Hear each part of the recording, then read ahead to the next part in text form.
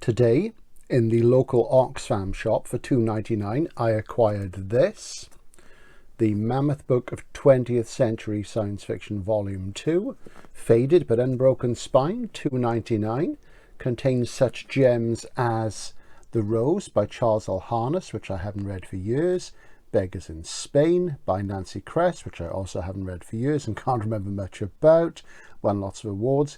It also has The Time Machine by Dino Buzzati, Italian writer who's one of my favourite writers, and it's very hard to find anything by him. By the time this goes up, I'll probably have done a video about Buzzati, but I'm very, very pleased with that. Excellent.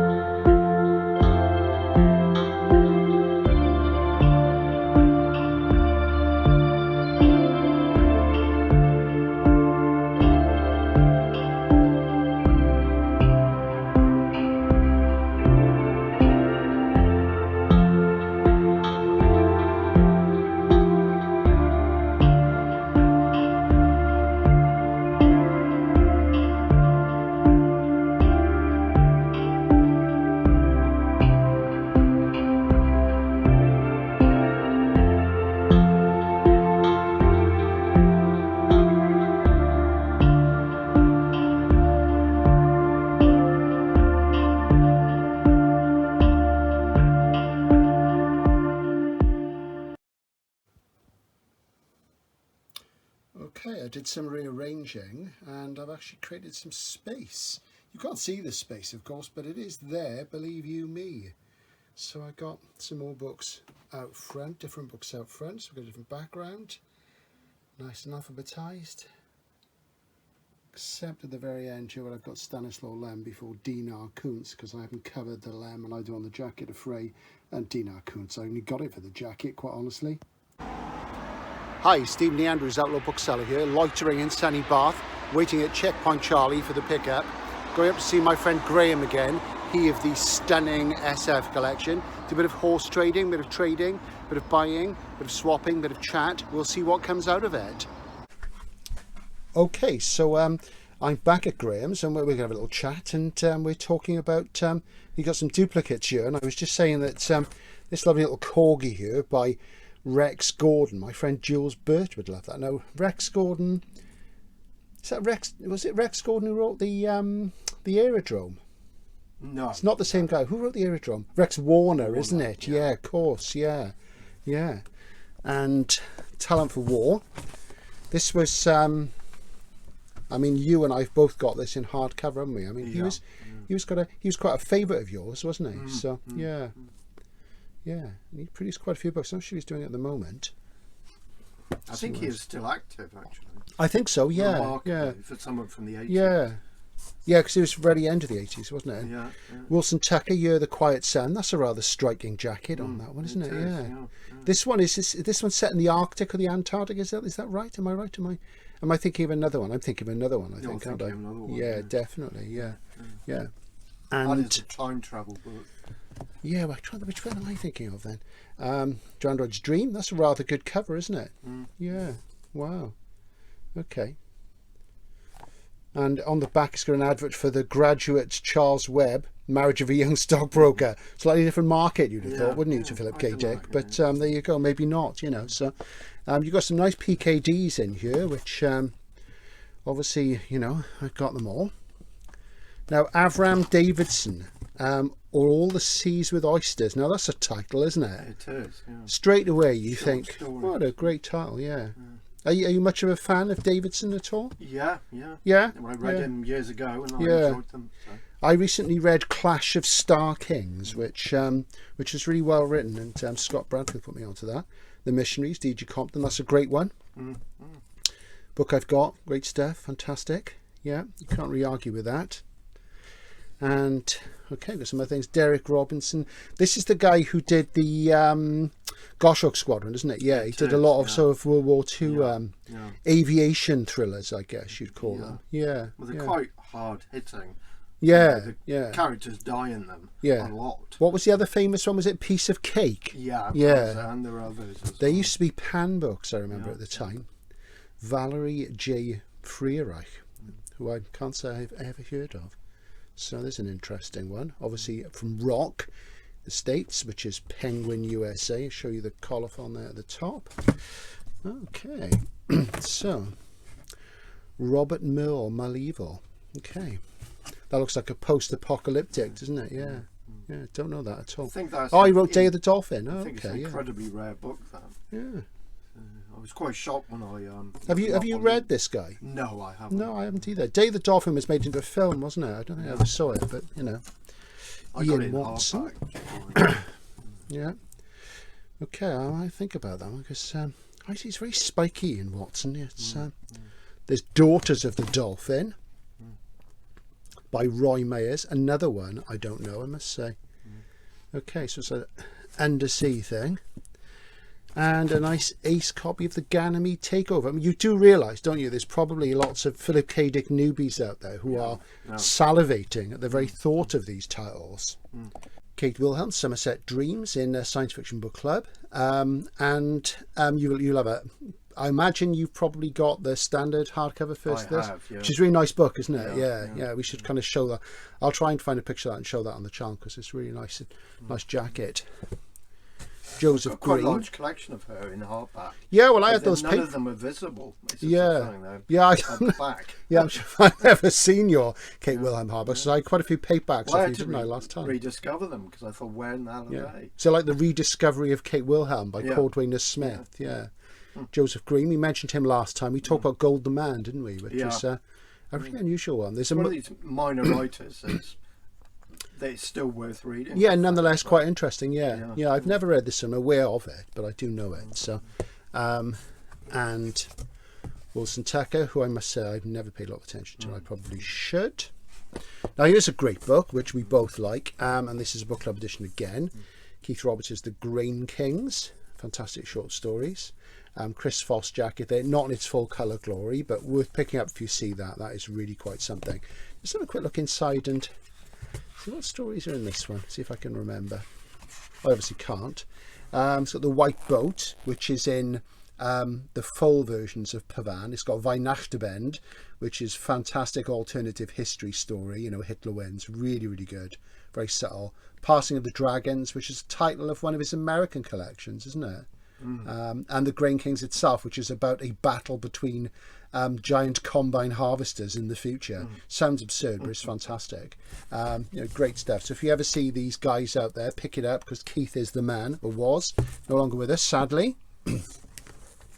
Okay, Michael Coney, Mirror Image, first in the Amorph series. Then we mentioned that again last time. We showed your Gollancz Yellow Jacket, and that's a fantastic book, really, really good. So if you ever see that, pick that up. I realised I moved into recommendations now, and I know I mentioned this because obviously we saw pretty much all of these in your Gollancz Yellows. Michaelmas, I'll just Budris, which I've got a Gollancz Yellow as well. Fantastic book. Have you read that one?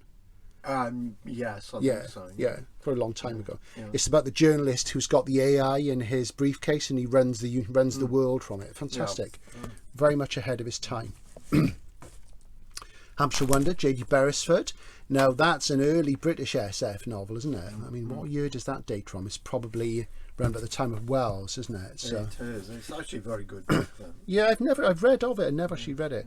Kathleen Ann Goonan again, which is somebody I read. What's the one about jazz in World War II? It's not about jazz, but it mentions jazz a lot. In war times, is it? Yeah, I think it's in war times. I mean, is she still active? I honestly don't know. I don't think so. I don't think she is. No, but she was quite a big thing at one point. So a couple of those, and. This is the Wilson Tucker I was thinking of, the one that's set in the Arctic, Ice and Iron. Yeah. Doubleday. Yeah. Okay. So I'm just sort of aware we're showing you a few things here. Gary and Deanna, Gone Tomorrow, not SF, but good writer. I remember reading that back in the day. both you and I were quite keen on him, weren't we? Yeah. I'm not sure if he's still active. Yeah, it's good stuff. Destiny and the Dolphins. There we are. So Hale, bit of a leaning spine, but nonetheless. So as you see, we've got a few sort of hardcovers. They're mostly library editions. We'll move on. Right, we'll have a look at some paperbacks now. And I mean, this is a book which I would hope everybody's aware of, Daniel Keyes' Flowers for Algernon. And if you're not, I mean, run out and buy one straight away. I mean, you know, I think you and I would both agree, wouldn't we? This is amazing. I don't think I've read any other book like this. Would you say that's true? Yes, I'd agree too. It's an absolute classic. Yeah, it is. I mean, every school child in America reads this. I tell customers this all the time. There's been 2 films of it, neither of which are very good. And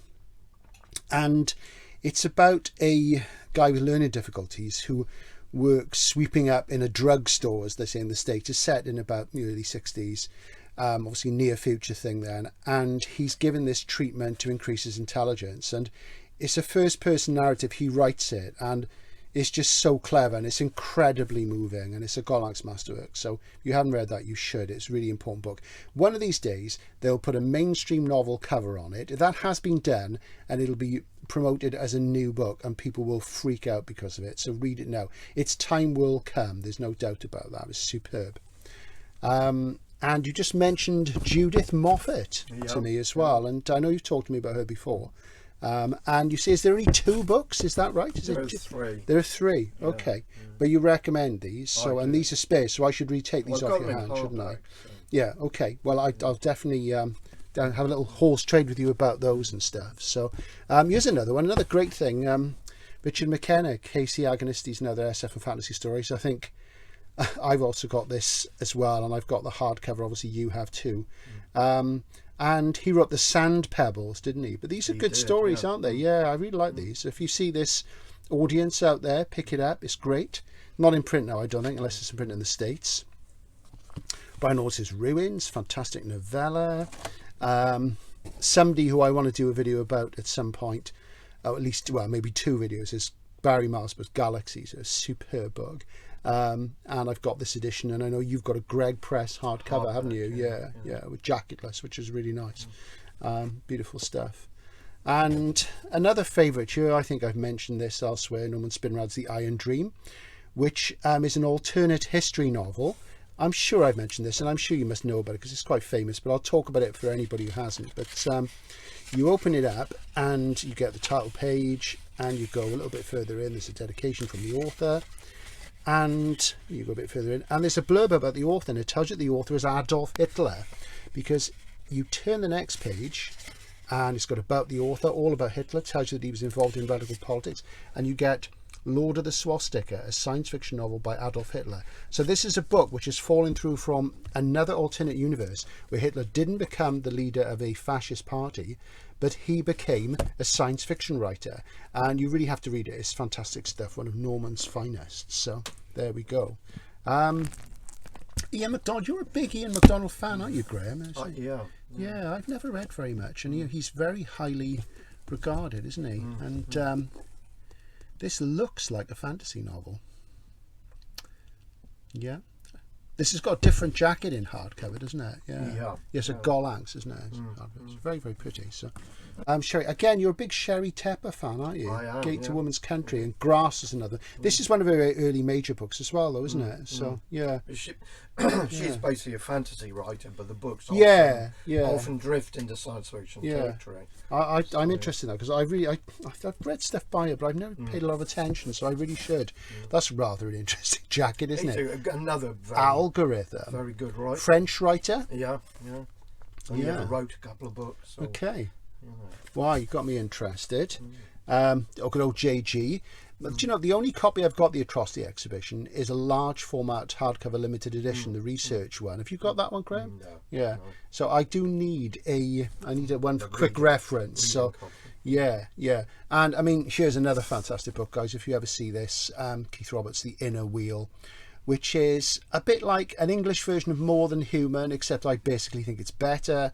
Set in Britain, guy goes to this rural sort of town where there are several people who have psi powers and they form this guest art entity. And I've read this one a couple of times. It's Is this before or after Pavan? I think it's the first one is the Furies, isn't it? Yeah. This is either the second or the third one. It's regarded as minor, but it's fantastic because Keith's prose is so good. So, you know, really something. A early Orson Scott card there, Heart's Hope, which in Unwin fantasy novel, which we remember, they had imprint called Unicorn. There's the unicorn at the top. Those were the days. Now, I can't remember whether I've got this or not. This is the second one, isn't it? Yeah, Lords of the Starship. 4 plus the later one. Yeah. Later one. I'm pretty sure I haven't got that, so I may well take that off your hands. So, Lee Brackett, nice little ace book there. Fantastic stuff. Lee Brackett, contemporary of Ray Bradbury, you know, one of the wonderful early SF writers who were female in genre SF. Are you a Brackett fan? Well, I read them years ago, Yeah. so, but it's a long time ago. Yes, it was, as I've read them as 30 well. years or I something. have to say. Sturgeon, great stuff. Thomas Burnett Swan is somebody, again, I've never read and I should. Let's cover that. So, really, really good. So, I might show an interest in that one, definitely. Sean McMullen's a name I remember. He's Australian, I think. Yeah. The Man Responsible, that's a good title. Stephen Robin. Is he French again? I don't know, I'm not sure. Yeah. I think if he was, he wouldn't have 2 T's. I don't know, maybe he would. So Geary Gravel, or Gravel, can't say I know that. Del Rey, Eric Frank Russell, more Jack McDevitt, Ian Watson. Very wonderful Gary Coe with Spiral Winds, one of his mainstream novels, which we love. Great Bodley Head hardcover, and this is a great story. It's a mainstream novel, and I don't know what you think, Graham, but I think his mainstream novels are his best works. What's your view? Yes, I do agree. Yeah. They are, aren't they? Especially Witchwater Country. Witchwater Country is fantastic, isn't it? And this is good as well. This is about two boys who are, I think they're messing around in a country lane in Dorset, and they witness or get involved in the motorcycle death crash of T. Lawrence of Arabia, and it's about how it affects their lives, and it's fantastic. And it was preceded by a short story called Spiral Sands, which is great stuff. Capella's Golden Eyes, Christopher Evans, great Welsh science fiction writer. There we go. And more Sturgeon. I blow hot and cold on Sturgeon. I'm not essentially a massive fan. More Jack McDevitt, because say you've got all these in hardcover. So just to be clear, this is why Graham's going through them, because we're trying to make some space here. And Paul Macaulay. Do you know, I've read Macaulay. I don't think I've ever read a novel. I read short stories early on, and I really didn't grab me. So it's one of these authors like I wanted to enjoy them. Yeah, I'm not sure if they're any more than kind of okay. I know what you mean. Yeah, and he was one of the guys sort of Interzone, wasn't he? And I remember reading Carl and the Ogre in Interzone, and they were raving about him. And I know David Pringle. You know, great to manage him, but he never really grabbed it for me. And I met him once, you know, nice guy. Another Lee Brackett, that's a nice one. Coming of the Terrans, fantastic. Look at that. Don't we love Lee Brackett? I love her. She's one of my faves. I mean, C.L. Moore is my woman. John Reshi, which isn't a science fiction novel, but is a fantastic novel you should buy if you ever see it. This has the best descriptions I've ever read of an LSD trip in it. It's absolutely fantastic. Lots of other good stuff in it. Great novel. Bags of Attitude. John's one of my faves. Windhaven by George R. R. Martin and Lisa Tuttle, which I think was Lisa Tuttle's first novel. It might have been both their first novel, actually. His first novel on his own, of course, was what's it called? Oh God, the one with darkness in the title. I think they won a Nebula for this, but yeah, okay, good stuff. And of course they had a relationship then, and Lisa Tuttle, very fine writer, later went on, she married Christopher Priest. She was Priest's second wife. Yeah, great stuff. So here's a fantastic book that I think is a real classic, and I think it's underrated in his oeuvre, which is Tick-Tock by John Sladek, about a robot whose Asimov circuits go awry and he goes on murdering people, and it's a first-person narrative. If you ever see it, pick it up. It's fantastic, and I remember buying this very edition back in the day.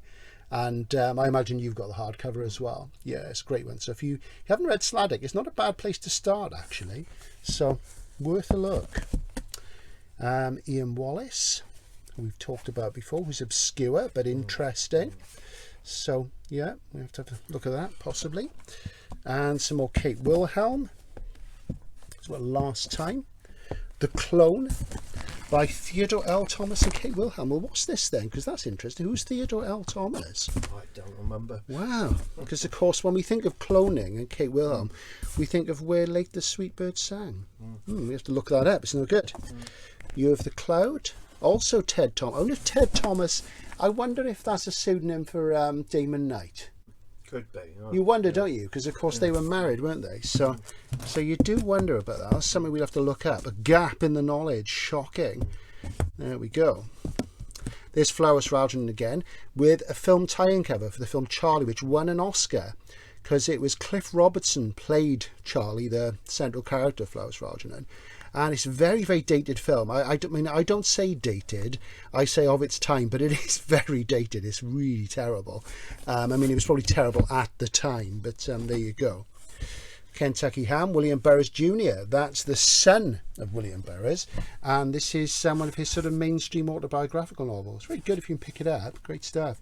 And again, you and I both have hardcovers, don't we? So, and it's a Picador. An uncommon Picador. Look out, Nicholas Royal. I bet Nicholas has got that. So, the very wonderful Michael Bishop, who made Stevie Cry, which is kind of a ghost story, which is really good.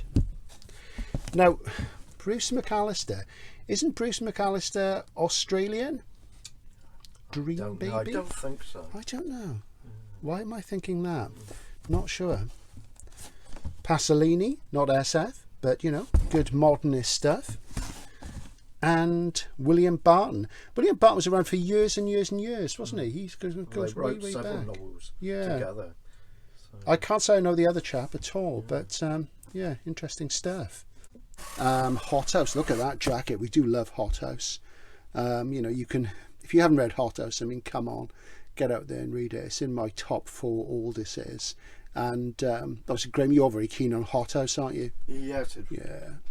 My second favourite book, along with Left-Handed Darkness. Yeah, it's just it's so imaginative. Your books like that are so uncommon. John Boyd, The Rake Hells of Heaven. Great title. I've not read that one actually. So that's an interesting one. So this is one that's in all the reference books, isn't it? The Mind of Mr. Soames, Charles Eric Maine. Yeah, and this is a tiny edition. That looks like Terence Stamp. It is Terence Stamp. So yeah, fantastic. Yeah. Wow. Have you read this? Yeah, I've read. What was it like? It's pretty good. Yeah, I've never got round to it actually. I should give that a try. Sort of, Edgar Pangborn. I love him. He's really. That's a great jacket, isn't it? Minor classic. Yeah, I've not read that one, so yeah, let's go for that. Charles in Harness. This is a great book. Yeah. Michael Moorcock's very fond of this. So it's only a novella, of course. I've got it in an anthology. It's great. I haven't read it for years, but great stuff. Another lovely copy of Hothouse. There we are. Sphere one. Great jacket. Very similar to the jacket on the 80s Grafton one, isn't it? Obviously it's a representation of the story, and this is a Tim White. And there's a late 70s Hothouse. Brilliant. So so how many copies of Hothouse have you got, Graham? There's at least 4, obviously. 10, yeah. This is Richard Cowper's Phoenix without the jacket. I do need to revisit the early Cowpers, but I won't go for one without a jacket. I'll try and pick one up. I used to have them all like a fool. I got rid of them, but this is what happens. And before we do that, we'll do a bit of a close up, because I wasn't at this angle last time I came and show you some of Graham's A format. These are double racked, aren't they? Of course. Yes, they are. Yeah, like we said last time. And at one point when you've done your shelving, your big reshelving exercise, we'll have to have a full tour to show everybody what wonderful stuff we've got here, because got a great library of SF here, of all sort of eras and things. Great stuff. And the A format, we're very nostalgic about it, and bring it back. That's what I say. Bring back the A format. The good thing with the A format is it doesn't take up a lot of space as well. It's like CDs. Yeah, exactly. Yeah. It's it's a great space saver, and it's got a sort of mythic quality all of its own. So there you go. So there's more lovely A's for you. So I should get back to the job in hand, which is looking at your duplicates and trying to help you with a bit of a reduction in of stash that we've got there. Michael G. Coney, here of Downways, a minor Coney, but you know, Coney is Coney. We do like Coney. I mean, Gameplays of Titan, fantastic. There's one for the Philip K. Dick fans. Lovely stuff. Isn't that gorgeous? They love it. Very, very beautiful. Really, really is. So we'll have to have a look at that. Joseph Hansen, the crime novelist. Some of his stuff's been reissued. Really good stuff. And these date back to 70s? 60s and 70s. And of course the detective is gay, which is interesting because, you know, people didn't do that sort of thing then. So it's a genuine groundbreaker. Now it would be nothing, you know. World Set Free, H.G. Wells. Marvellous stuff. That's the one about atomic bombing. Amongst other things. John Sladek again. Roderick. There was a nice Kerosena hardcover of that. Some of the most common Philip Jose Farmer, sadly, are these in the World of Tears series. 5 of them. So it's a quincunx immortalised by Hawkwind in their song World of Tears. Well, it's instrumental, but there you go. Charles Platt, great flavoursome new wave writer from the UK. He was once editor of New Worlds, and Charles is great, one of his late things. And again, we have the Keith Roberts, Chalk Giants, and the Grain Kings, which again, I mean, 2 fantastic books. I mean, you know, this is just the stuff, isn't it? Philip K. Dick in French, On He Haw. That's French as well, or German. Lord Tiger, Philip Jose Farmer, his best book in terms of literary quality, I would say, by a long chalk. So Edward Llewellyn, who's usually indoor, not indoors as we are, but indoor. William R. Forstchen, and that's a nice Del Rey. I always get the Del Rey logo confused with Berkeley. Robert Reed. Now, I've never read him. Now, you're a Robert Reed fan, aren't you, I think? Well, I enjoyed them when I read them 30 years ago. Yeah, I really should. Because Black Milk was one of his, wasn't it? Yeah. Okay. Harold Mead, The Bright Phoenix in Corgi. That's an obscurity. What do we know about Harold Mead? Very little, but he wrote a couple of books. Yeah. We don't really know anything about him, so we'll have to look him up at some stage. So, okay, Philip K. Dick, for last year. Long Tomorrow, Lee Brackett, great stuff. M.A. Foster, Warriors of Dawn. Hamlin. I do like the Harold Hamlin SF books, actually.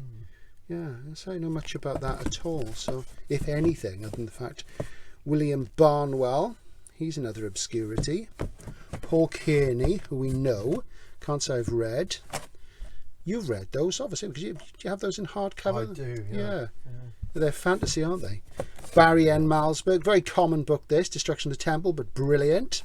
And one of my favourite SF novels underneath, The Garments of Seon by Barton J. Bailey, which is fantastic. But a future society where clothes make the man. Brilliant. If you haven't read it, try and get one and read it, because it really is really, really quite something. So there we go. So we'll see what else we've got.